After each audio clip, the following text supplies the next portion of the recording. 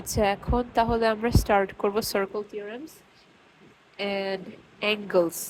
I think that's the name of the topic, huh? So before we begin with the question papers, এখানে আমাদের আরো অনেক কিছু জানতে হবে, like there are a lot of formulas here. So এই ফর্মুলাগুলো পুরাপুরি মুখস্থ করতে হবে, আর কিছুই না। এই ফর্মুলাগুলো অবভিয়াসলি বুঝাবো কোত্থেকে কি এসেছে, and then পুরাপুরি মুখস্থ করতে হবে। তারপর like if we understand all of these things, তাহলে আমাদের কোনো ডিফিকাল্টি হবে না কোয়েশ্চেন পেপার সলভ করতে। there is nothing to brainstorm আর কি।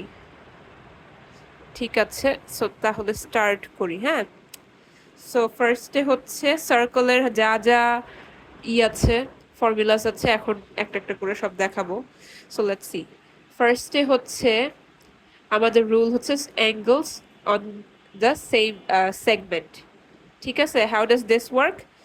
অলওয়েজ দেখো, সেম আর্ক অথবা segment, what do we mean by that? এই আর্কটার কথা যদি আমরা চিন্তা করি, ঠিক আছে, অন দিস পার্টিকুলার আর্ক আমাদের এখান থেকে এই একটা অ্যাঙ্গেল বের হচ্ছে অ্যান্ড দেন এই একটা অ্যাঙ্গেল বের হচ্ছে, right? So according to this rule আমাদের অলওয়েজ হবে যে this angle and this angle is gonna be equal. ঠিক আছে, so because it's মানে it is sitting on the same arc আর কি, ঠিক আছে, অথবা সেম সেগমেন্টও বলা যায়। সো এটা যদি এ হয় এটাও এ হবে।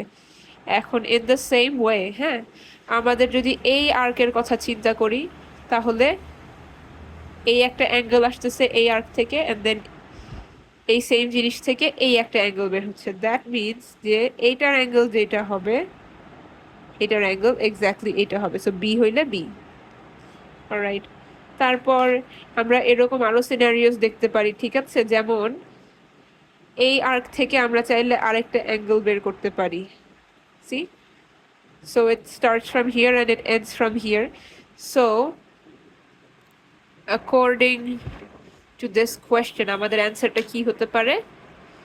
এখান থেকে এখানে যেহেতু আসছে, it's gonna be like B, হ্যাঁ, বিকজ এই যে এখান থেকে লাইক এটাও বের হয়েছে, এটাও বের হয়েছে, এটা হয়েছে। সো সেম সেগমেন্ট বা সেম আর্ক থেকে তিনটা অ্যাঙ্গেলস বের হয়েছে, that means they are all equal. হ্যাঁ, দেন কামস দিস থিং, বলে দিয়েছে যে angle in a semicircle is 90 degrees. তার মানে আমাদের this is makes a semicircle, right? because এটা হচ্ছে আমাদের সেন্টার অ্যান্ড সেন্টার দিয়ে ক্রস করে যে লাইনটা যায়, that's called the diameter, right? So এই ডায়ামিটার থেকে, মানে অবভিয়াসলি একটা ডায়ামিটার যদি লাইন ড্র করি, it cuts the circle in half which makes a semicircle, ঠিক আছে, ভালো কথা। সো এই ডায়ামিটার অথবা সেমিসার্কেল থেকে আমি যদি এই অ্যাঙ্গেল ড্র করি, আমরা নিশ্চিন্তে বলে দিতে পারবো যে দিস ইজ 90 ডিগ্রিজ। ওকে, এই যে এই অ্যাঙ্গেলটা 90 ডিগ্রিজ।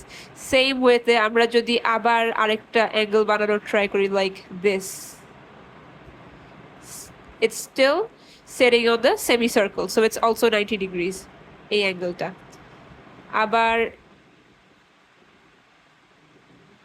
এই অ্যাঙ্গেলটাও it's also doing the same thing, ঠিক আছে। তো এটাও 90 ডিগ্রিজ, এইটাও 90 ডিগ্রিজ, এটাও 90 degrees. Okay, and then next এই রুলটা হচ্ছে angle at center equals to twice into angle at circumference। এটার মানে কি? So we have the center over here, হ্যাঁ, this is our center।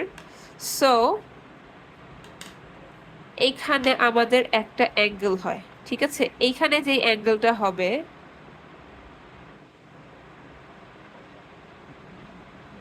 এই সার্কামফারেন্সের অ্যাঙ্গেলটার ডাবল হবে। ইট মিনস সার্কামফারেন্স টাচ করতেছে না, দেখো দিস, এইটা একটু মেন বুঝতে হবে যে এই সেম আর্ক থেকে বা সেম সেগমেন্ট থেকে সেন্টারে একটা অ্যাঙ্গেল যাচ্ছে অ্যান্ড দেন সার্কামফারেন্সে একটা অ্যাঙ্গেল যাচ্ছে, ঠিক আছে। সো এইখানে যদি আমাদের এক্স হয়, তাহলে এখানে আমাদের 2x হবে, ঠিক আছে। সো এরকম টাইপের যদি কন্ডিশন থাকে যে সেম আর্কের উপর সেন্টারে একটা অ্যাঙ্গেল যাচ্ছে অ্যান্ড দেন সার্কামফারেন্সে একটা অ্যাঙ্গেল যাচ্ছে, আমরা এই রুলটা অ্যাপ্লাই করব, ঠিক আছে। অলরাইট, নেক্সট জিনিসে আসি। এখানে opposite angles in a cyclic quadrilateral total 180 degree, right? So cyclic quadrilateral মানে কি, inside a circle there's a quadrilateral that is touching the circumference of the circle, ঠিক আছে? যে quadrilateral চারটা যে corners আছে that's gonna have to touch the circle circumference. এখন এরকম যদি শেপ আমাদের হয়, আমরা নর্মালি বুঝতে পারবো যে this angle যদি A হয়, A angle is gonna be 180 minus A. Same ওয়েতে A অ্যাঙ্গেলটা যদি B হয়, A অ্যাঙ্গেলটা is gonna be 180 minus B, ঠিক আছে? বিকজ এই দুইটার সাম হচ্ছে 180, এবার এই দুইটার সাম হচ্ছে 180. নেক্সট এটা we understand what a radius is, right? একটা সেন্টার থেকে আমাদের এই সার্কামফারেন্সের যে কোনো লাইনকে আমরা রেডিয়াস বলি, ঠিক আছে? এখন ট্যানজেন্ট মানেও আমরা বুঝি যে একটা সার্কেলের বাইরে একটা লাইন টানা হয় that touches only one part of the circle, ঠিক আছে? এই যে সার্কামফারেন্সের একটা পার্টে জাস্ট টাচ করে, ঠিক আছে? এখন একটু যদি চিন্তা করি, দেখো এই ট্যানজেন্টের বরাবর যে রেডিয়াসটা, ঠিক আছে, ট্যানজেন্ট যেই পয়েন্টটা টাচ করছে সেই পয়েন্ট থেকে আমরা যদি একটা রেডিয়াস বানাই, ঠিক আছে, লাইক আবার বলতেছি, ট্যানজেন্ট এই পয়েন্টটা টাচ করতেছে সার্কেলের, রাইট? এই পয়েন্ট থেকে যদি আমরা একটা রেডিয়াস বানাই that is gonna be perpendicular to each other, ঠিক আছে? আমরা এটা নিশ্চিন্তে বলে দিতে পারবো যে এই দুইটা লাইন হচ্ছে perpendicular, so radius perpendicular to tangent. So sometimes এরকম কোয়েশ্চেন আসতে পারে যে they ask us to find the angle, অথবা এরকম নেসেসারি জিনিস হইতে পারে যে এই অ্যাঙ্গেলটা বের করা দরকার হচ্ছে, আমরা চিন্তা না করে বলে দিতে হবে যে দিস ইজ 90 ডিগ্রিজ, বিকজ আমাদের আবার এই রিজন বলতে হবে, ঠিক আছে? আবার একটু ট্রাই করি. So we have this tangent over here, ঠিক আছে? the tangent touches the circle in this point. So এই পয়েন্ট থেকে আমরা সেন্টারে যদি একটা রেডিয়াস টানি, ঠিক আছে, দ্যাট মিনস এই ট্যানজেন্টের রেডিয়াসটা 90 ডিগ্রিজ হবে, রাইট? দেন এখানে আসি, angles in alternate segments are equal. এই জিনিসটা বুঝতে একটু ডিফিকাল্ট লাগে, বাট এটা জাস্ট এভাবে মুখস্থ করতে হবে যে this is a tangent line, এই ট্যানজেন্ট লাইন থেকে একটা সাইক্লিক ট্রায়াঙ্গেল হচ্ছে, ঠিক আছে? সি এই পয়েন্টটা টাচ করতেছে and then cyclic triangle. Cyclic why? Because all the three corners are touching the circle, ঠিক আছে, circumference of the circle. So এরকম যদি কেস আমাদের কাছে মানে আসে যেখানে এই অবস্থা, তখন আমাদের বুঝতে হবে যে this angle over here is equal to this angle. Okay, in the same way, আচ্ছা এটা যদি A হয়, এটা A, in the same way এই অ্যাঙ্গেলের ইকুয়াল আরেকটা অ্যাঙ্গেল হতে পারে যেটা হচ্ছে এইটা, ঠিক আছে? So this is the rule, এই রুলটা মনে রাখতে হবে. এটা আবার আরেকটা এক্সাম্পলও দিতে পারি, লাইক শেপটা এখানেও এটা সাইক্লিক ট্রায়াঙ্গেল, এন্ড দেন একটা সাইড হচ্ছে যে এই ট্যানজেন্টটাকে টাচ করতেছে একটা কর্নার. ভালো কথা, সেম রুল অ্যাপ্লাই করব. সো এইটা যদি এ হয়ে থাকে, ঠিক আছে, তাহলে কোন অ্যাঙ্গেলটা ইকুয়াল এ হবে? এই অ্যাঙ্গেলটা, ঠিক আছে? আবার যদি এই অ্যাঙ্গেলটা বি হয়, একটু বুঝে নিতে হবে এই অ্যাঙ্গেলটা আবার বি হচ্ছে.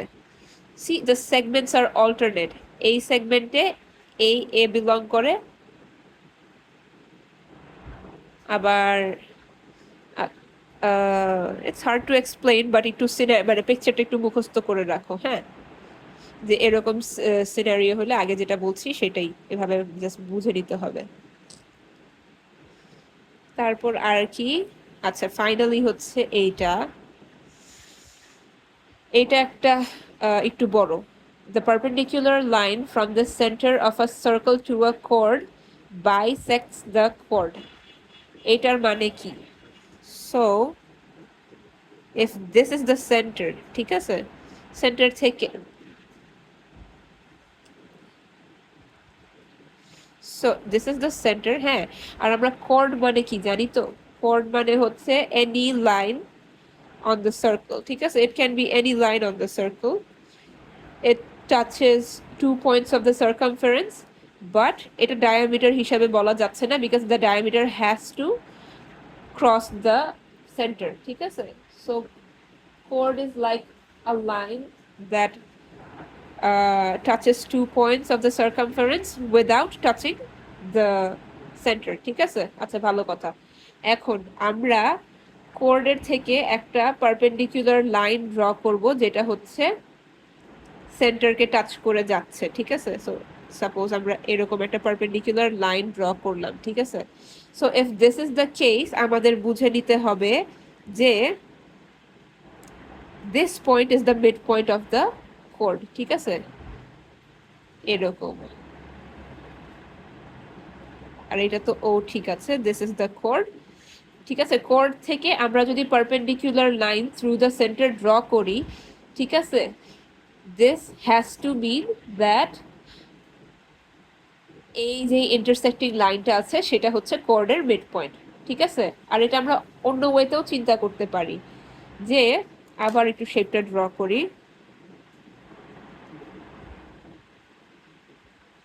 So this is the center, this is the chord, হ্যাঁ, কোর্ডের মিড পয়েন্ট। সাপোজ আমরা আগের থেকে জানলাম যে কোর্ডের মিড পয়েন্ট এই জায়গা। ঠিক আছে? সো এখন আমরা যদি মিড পয়েন্ট থেকে সেন্টার পর্যন্ত একটা লাইন টানি, ঠিক আছে, ইট হ্যাজ টু মিন যে 90 ডিগ্রিজ ফর্ম হচ্ছে। ওকে? সো এটা দুইভাবে আমি বলেছি যে the perpendicular line from the centre of a circle to a chord bisects the chord. Bisect মানে it goes through the middle, and then আরেকটা ভাবে বলা যায় যে a perpendicular bisector of a chord must go through the center. ঠিক আছে? So এইখান থেকে আমরা যদি একটা বাইসেক্টর, হ্যাঁ, সো এটাও আর একটা থার্ড জিনিস বুঝতে পারি যে আমরা যদি বলেই দেই যে we have a line, ঠিক আছে, we have a line on the chord and it's the perpendicular bisector, meaning it is perpendicular to the chord and it goes through the middle of the chord, তখন আমাদের এই জিনিসটা বুঝতে পারি যে this line has to go through the center. ঠিক আছে? must go through the center. এই তো। সো এই জিনিসটা একটু কোয়েশ্চেন্স পেলে আরো ইজিলি বুঝতে পারবো সার্কেল থিওরেমস নিয়ে। That's about it. তারপর আমরা আচ্ছা, আরেকটা জিনিস, লাইক আমরা মোটামুটি আর্কের ব্যাপারে সামটাইমস, আর সেগমেন্টের ব্যাপারে, আর সামটাইমস আরেকটা ওয়ার্ড কি জানি, সেক্টরের ব্যাপারে চিন্তা করতে গেলে লাইক প্রায় অনেকে কনফিউজড হয়ে যায়। সো এটাও একটু ক্লিয়ার আপ করে দিই। হ্যাঁ, so segment versus sector versus arc, এখানে আসি। So we have a circle over here and then we cut a portion of this circle. ঠিক আছে? এতটুকু জাস্ট আমরা স্লাইস করে ফেললাম। ঠিক আছে? So স্লাইস করে ফেলার পরে this fraction of that circle is called the sector. Okay? And then what is the arc? Arc হচ্ছে এই সার্কামফারেন্স থেকে এই সার্কামফারেন্সের যে পোর্শনটা, ঠিক আছে, just this is the arc, this line, this length, মানে কি বলবো, এই সার্কামফারেন্সের এই পার্টটা, this is called the arc, but this whole thing is called the sector. Okay? And in that case segment মানে কি? segment মানে হচ্ছে এই যে this is the circle, right? সার্কেলের উপর দিয়ে মনে করো একটা chord গেল। ঠিক আছে? chord যাওয়ার পরে যদি একটা সার্কেলকে মানে এরকম করে ভাগ করা হয়, that is called a segment. So উপরের যে পার্টটা, this is the bigger part না? So this is called the major segment, আর নিচের পার্টটাকে বলে minor segment, and that's it. ঠিক আছে? So sector looks like this, and segment হচ্ছে chord বানানো হয়েছে and then ওভাবে কাটা হয়েছে। So দুই ভাগে মানে দুইটা পোর্শনসে কাট হয়ে যায়, একটা মেজর একটা মাইনর। এই তো, that's about it. তাহলে নেক্সট ভিডিওতে আরো কয়েকটা রুলস দেখাবো, that's Gaana be related to angles. ওইটাও আবার রিভাইজ করাবো, কাজ ওইগুলো মুখস্থ থাকা খুবই দরকার।